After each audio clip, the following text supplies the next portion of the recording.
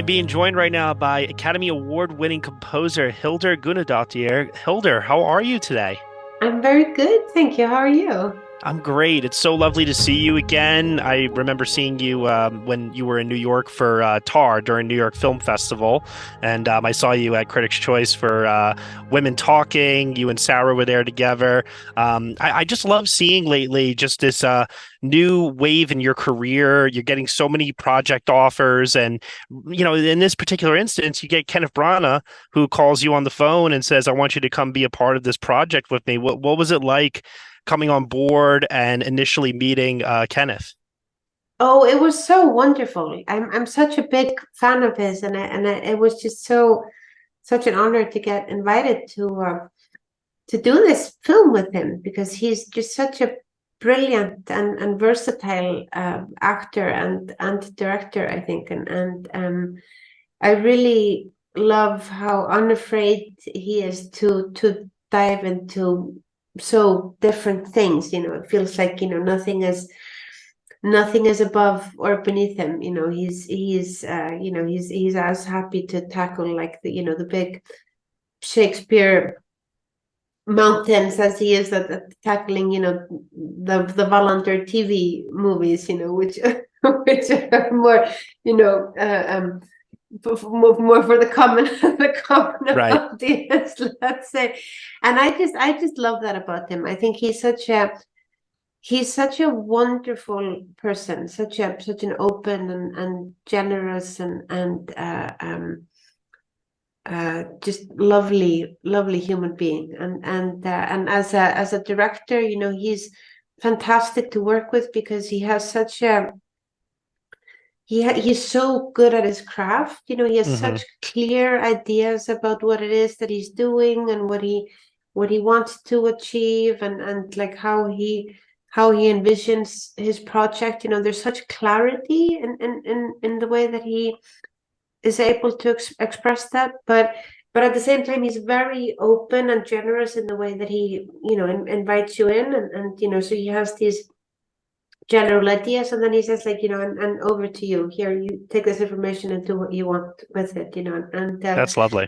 it was just a fantastic working process. It was really, really lovely. That's great. Well, when he communicates to you that this is a whodunit, but set within the genre of horror, how do you, knowing what the sound of a whodunit film should typically sound like versus what a horror film score should typically sound like, how do you then merge those two genres together to create what you've created for A Haunting in Venice? Mm. Well, the great thing is, well, the great thing that I guess the good and the bad thing is that I really grew up with this genre. So I grew Hmm. up reading crime novels and detective novels, and my whole family is they're all total detective novels above. So my mother read about one Agatha Christie a day when she was pregnant with me, like the whole the whole time. So I think it's literally in my blood, and as soon as I started to read these novels myself, it's so wonderful when you're reading.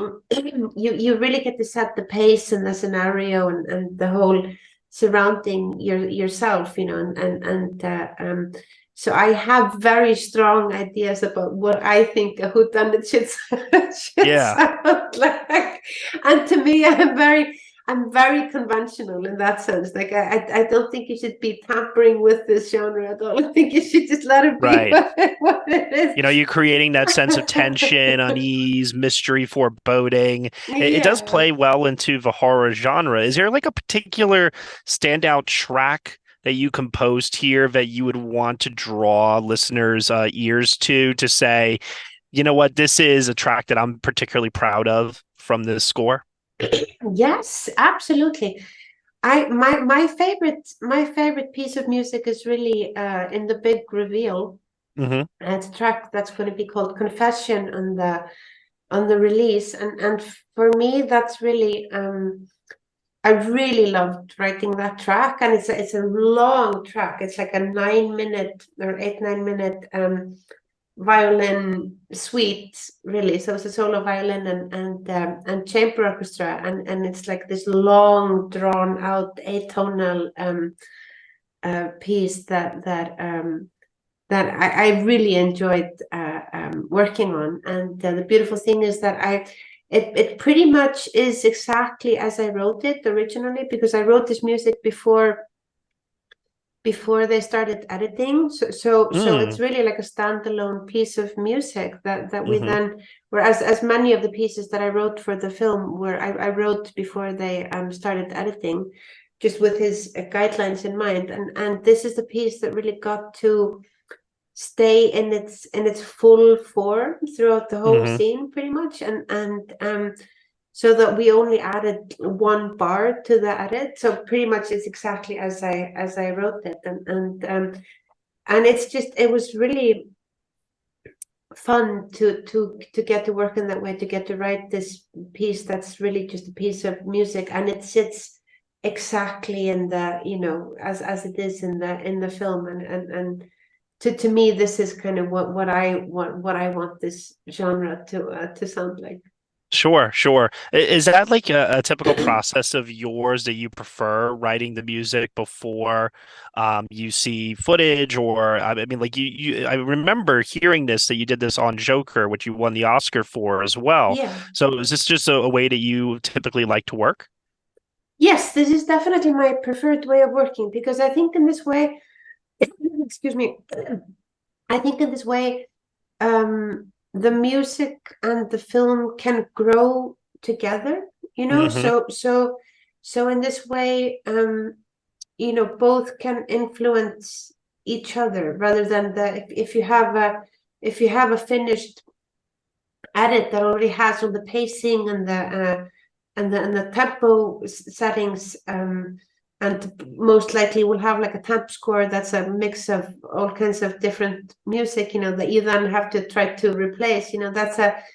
It's just I find that personally less satisfying to work in that way, because I think when you come in earlier, you have you have more of a chance of being a bigger part of the dialogue of what the story that's being told is, and the music can kind of grow more naturally into that process, and the film can grow into the music. So you have this sort of like you have this kind of back and forth dialogue. But of course, this process takes about, you know, 7 times longer probably Sure. as getting a finished edit, and you know, it's more time consuming, and it's definitely not for everyone, and I completely respect that. And you don't get any more paid, you know, even though you spent way way longer on the project. But to me, it's a more, it feels like a more natural dialogue for the way that I work, because I, you know. And then of course,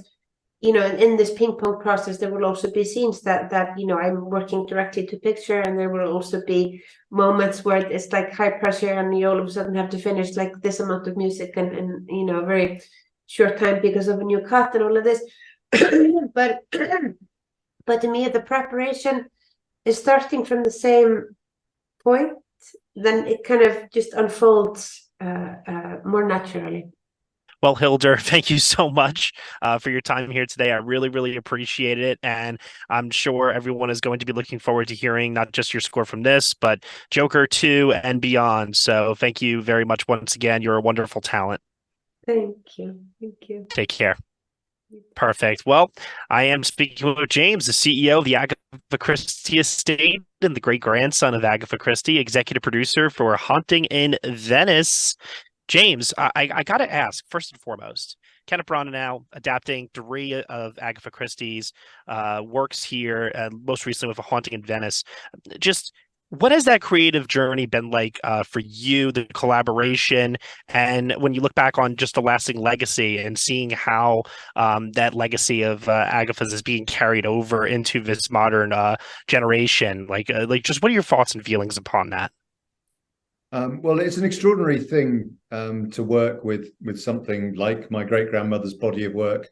It is a privilege. It's humbling. It's quite scary at times. You don't want to mess up.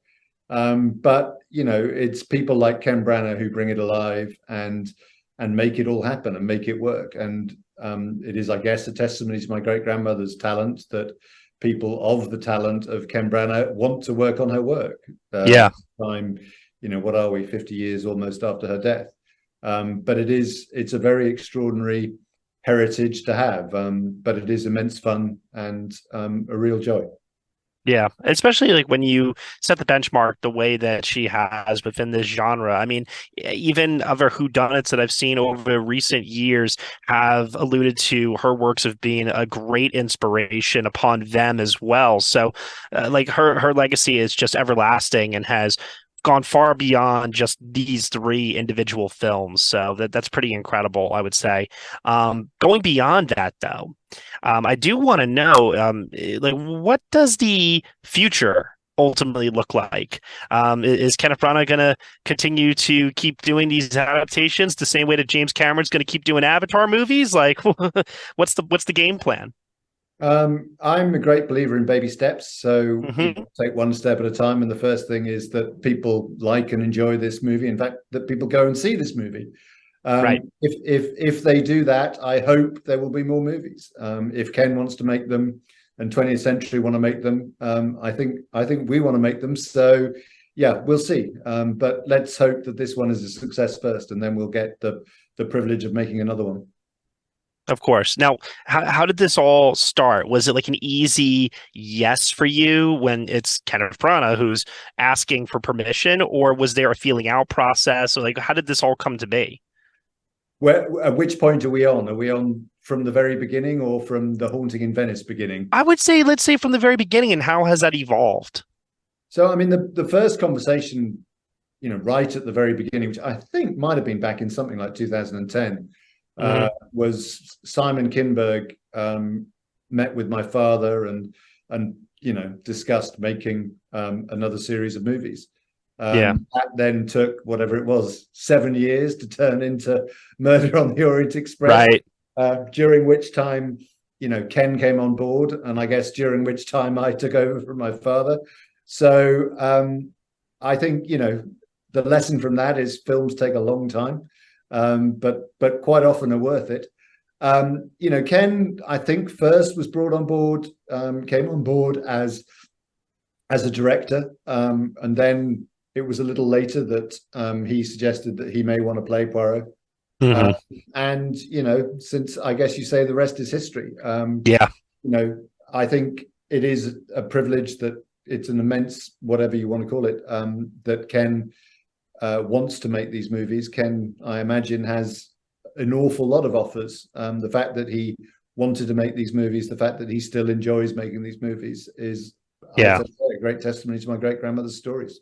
No, you can feel that passion and love coming through in each one of them, that's for sure. What I particularly love about A Haunting in Venice, though, is how much it takes that whodunit genre, but it mixes in the elements of horror into it to give it that kind of unique identity. Are there other Agatha Christie stories that you feel could also pull different genres in besides just your typical whodunit to create something that would give off that same unique effect? I think the thing about my great grandmother's stories is that they lend themselves to all sorts of adaptations. I mean, Hmm. the horror element is created by Michael Green, the writer, and Ken as director.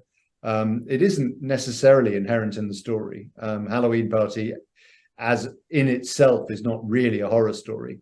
Hmm. I did write, I think, horror stories, I would say, and then there were none. It's actually is pretty much a horror story in itself. And she wrote about the supernatural separately. But what actually we've done with Hallowe'en Party is move it on. And that sort of came in the first instance, I think, from Michael Green, the writer, who wanted to do something different with the third movie, having done two very traditional, pretty straight, pretty faithful adaptations in Murder on the Hmm. Orient Express and Death on the Nile. He felt that we should try and surprise our audience. So he wanted to take a lesser story. He wanted to take a different story and do something perhaps more creative with it. So whereas Murder on the Orient Express and Death on the Nile were pretty straight adaptations, this has kind of taken Hallowe'en Party as its inspiration. And the key thing he's done is add that layer of genre, that layer of horror suspense. And I think that will surprise, but I hope delight our audience. Yeah, well, it certainly surprised and delighted me, that's for sure. I mean, like you were saying, it sounds like as long as the essence, the core of what your great grandmother intended with her stories is intact, there it lends itself over, like you said, to all types of different interpretations, genre manipulation, whatever they can do, essentially to freshen it up for a new audience. And I think that's just very exciting and a very unique way to approach these stories that people are very familiar with because she's had such a lasting impact on all other writers who have come after her. Everyone owes such a great debt to her work. Um, I guess my final question here is, as we wrap up, well, actually, no, I'll just wrap up actually, because I think I'm out of time. I apologize. I'll just say that I absolutely loved this movie. And I really do hope that audiences do get a chance to go see it. And I hope for more adaptations to come. JP Kelly, thank you so much for taking a moment here to join me today to talk about your work on A Haunting in Venice, sir. How are you? I'm very well, thank you. I hope you are too. Yes, no, definitely. Thank you so much. I'm getting ready for the fall film festival season. Haunting in Venice was one of the last titles I got to squeeze in before all of that madness begins. And I'm glad that I did because this is probably my favorite of the three films that Kenneth Branagh has worked on so far. And to my knowledge and understanding, this is your first time also coming aboard these particular films.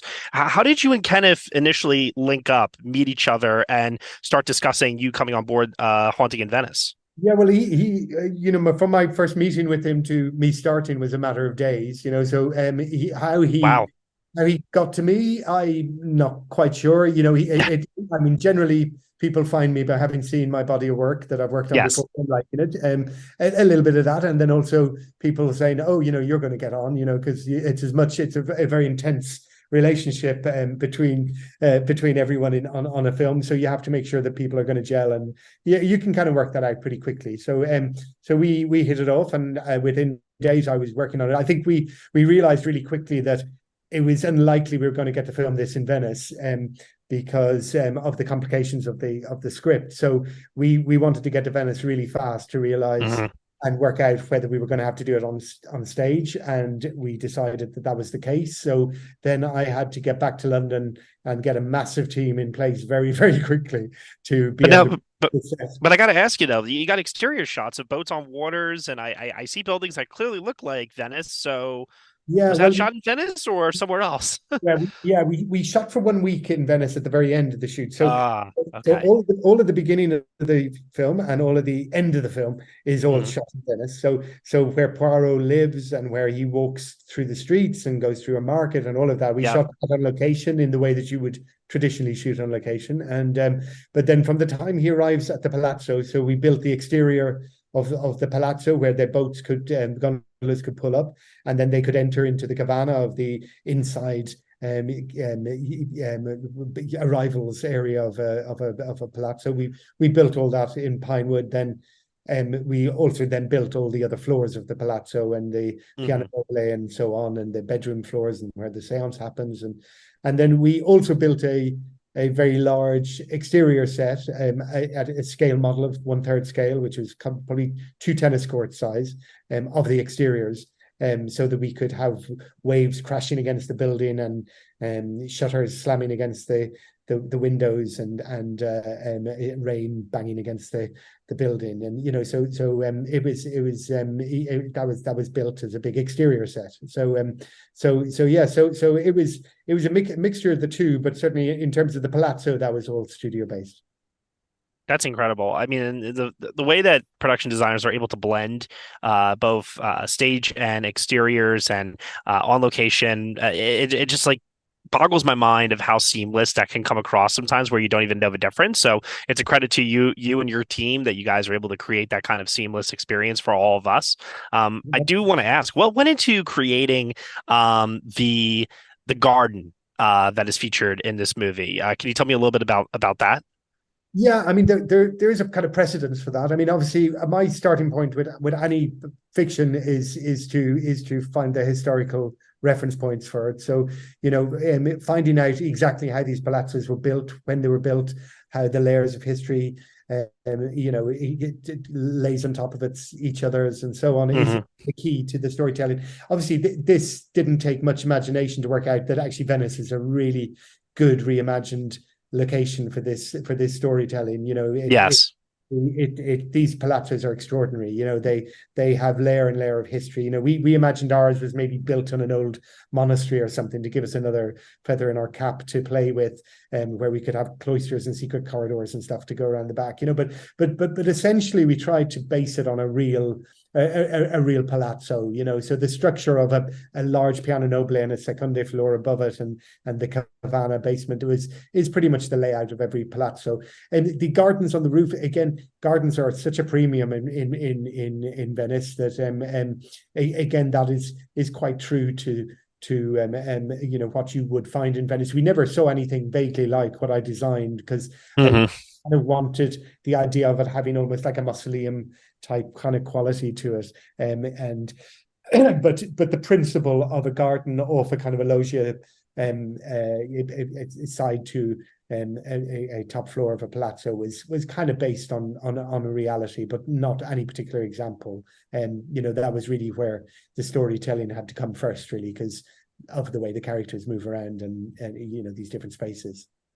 Sure. So you got all these interiors, which allows for DP Harris Zambarloukos. I hope I'm saying that as correctly as I can.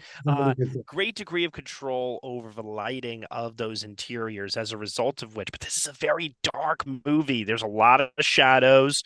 Tell me a little bit about the conversations that you and him have about, the possibility of some of the details of your work being lost in those shadows. I don't mean that as a knock necessarily, but what is that collaboration like, where you're trying to honor the director's vision, but yet you're still responsible for all this detail and creating these immersive not on location, sorry, on stage sets. Yeah, no, you're absolutely right. It is a real challenge. I mean, particularly in this case, because Ken was very keen on the sets being composite sets with there were 360 sets. There was no floating walls. There was no green screens. There was no floating ceilings. You'd very often get light from above, and you you very often light through windows at night, as moonlight. But again, because it's a stormy night, we had real rain slashing against those windows the entire movie, and every time we shot on the stage. So it made lighting the sets really difficult, but it is an organic process. So we tried everything. We tried candles, we tried flambeaus, we tried every possibility of how the sets could be lit. But of course, this building was meant to have been abandoned, so suddenly for it to be beautifully lit like the Phantom of the Opera or something just didn't feel right. So, and I think Ken quite rightly felt the candles created a warmth that he really didn't want in the film as well. So we kind of came up with an idea, after playing a lot with lights, of maybe the Rowena who owned the building, who was an opera singer, of her maybe having brought stage lights, kind of period 1940s stage lights from the opera, to light this party that she was throwing. But that allowed for kind of harder shadows and kind of a kind of a less conventional period lighting, I suppose, of the set. So we essentially used electric light, which would have been the case in the palazzos. I mean, a lot of them, still weren't electrically lit at that time until after the war, but most of them had some sort of light or electric light running through them at that point. So, but it was kind of a suck it and see, really. I worried the film was going to be too dark. Obviously, Ken and Harris can reassure constantly that with cameras and the detail that they can pick up now, that, and you sit in a cinema, you still see that detail even despite the kind of palette being kind of pulled to quite a dark space. But I think Ken felt that a world that you had a lot of dark shadows and corners where things could be hidden and people could hide, and felt right for the movie. Awesome. Well, your work definitely still shown through the darkness here. It's Good. really, really good work, I have to say. So thank you so much for the time today. I really, really appreciate it. Oh, thank you very much. A pleasure talking to you. All right, I am being joined right now by cinematographer Harris Zambarloukos. Harris, how are you today? Very well, Matt. How are you? Doing really well. Thank you so much. I believe, if my math is correct, this is your ninth collaboration with Kenneth Branagh. You've now shot all three of his Agatha Christie adaptations here.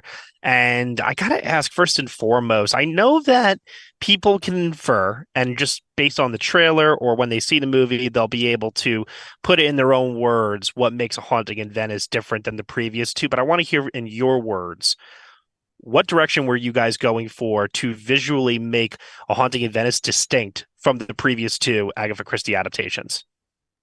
Well, Matt, first of all, it's a lesser known story. Mm-hmm. So there are less expectations than when you're making some of the better known kind of Orient Express or Nile kind of novels. So that in itself allows you to delve into a story that doesn't have, in not having expectations, you can create aspirations for yourself as a filmmaker. And in this case, the what was really the true haunting here in my interpretation of it, and most, as a collaborator and all of us together, was the nature of the crime. It's such a horrific crime that's committed that it haunts the very soul of Poirot, and it really breaks down his perception of what's real and what's not real, and what is his own spiritual belief, I believe. And in that respect, we really wanted to delve into the human condition in a very, very intimate way. And previous kind of a lot of Agatha Christie was the genius of her writing was that in her time period she traveled extensively when people could not travel extensively. So she would take you to places as a reader where you couldn't go at that time period, and at the same time she delved into morality. She delved into kind of almost this cathartic crime solving that was from a really classic period, and no different than the tragedies of ancient Greece in that respect, that you just delved into a crime and you delved with it in the kind of experience of it with such passion that you had a cathartic process out of it. I think in this case it is more akin to that in a way, that truer sense of kind of a cathartic, horrific tragedy than it is the kind of travelogue aspect which Agatha Christie was giving to the world. And again, she made this later this is in the latter part of her writing as well. So everything's condensed and simplified and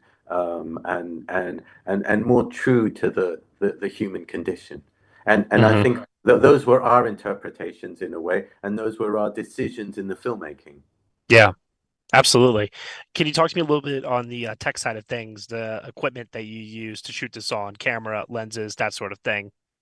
So one of the decisions we made was kind of from a visual point of view is we wanted to be true to the time period in terms of the lighting, and that this would have been a very dark film. The kind of candles, the kind of lamps, we studied all of that, and we used a lot of that in our lighting. And to do that, we needed to kind of reevaluate how we shot this. And the Sony Venice 2 had come out with a 3200 ASA light sensitivity. Yeah. And one of the things that has in the past with low lit films been kind of a standout kind of procedure is to use fast lenses. So you shoot at a T, like famously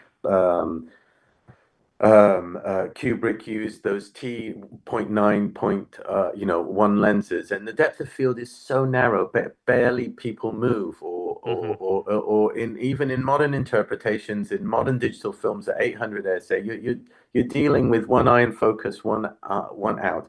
And one of the photographic kind of things in the way that we've shot things with Ken is that we like not too much, not Citizen Kane depth of field, but enough depth of field that both eyes are always in focus, that it's not the audience isn't struggling to kind of engage with the characters. So the 3200 ASA camera meant that we could shoot at a T4 in these extreme low light levels that were basically at lower light levels than the human eye. Like, our camera saw a slight bit more than what the human eye could do, and that created a great environment for the actors where they felt terrified. They really felt like they were in this haunted palazzo, and of course you can make judgments and in what you see by eye, like the nuances of, should this be a slight bit darker, or should the, you're really seeing it. You're not recreating it in a way. It's a live situ form of lighting, and that was really wonderful to do. Given the time period, and also too, given the nature of the horror elements of this movie, I'm curious to know, has there been any talk whatsoever of ever releasing a black and white version of this film? No, and I don't think if we wanted to do a black and white version of this film, I think we would have done it from the outset. Sure. I think I think in this particular story, the combination of black and white and color was the right approach to this film. Now, don't get me wrong, both Kenneth and I, we love black and white. We'd do it in a heartbeat anytime. Yeah. And I think we enjoy that format very much. But in this case, I think it would have not, the slight use that we have made was enough. And we've always established that Poirot sees in black and white. That's how he interprets things, and that's how he sees things, and that he has a clarity that only kind of, in a way, I think it to me, in that respect, it's like music without lyrics. It reveals itself in its truest form, and that's what, for me, the black and white sequences have in this case, and they are earned. And if it was black and white all from the beginning, you would not have earned that right to see so lucidly at those moments where the final interrogation and revelation of the crime is. Maybe it makes perfect sense to me, but maybe it's just, it had such a good impact on me that I'm like, oh, I wanted more of that. So it's a testament to your work, your collaboration. Harris, thank you so much for your time today. Really, really appreciate your work with Kenneth and your work on this film, and I hope you have a wonderful rest of your day. Thank you, Matthew. Lovely talking to you. Take care.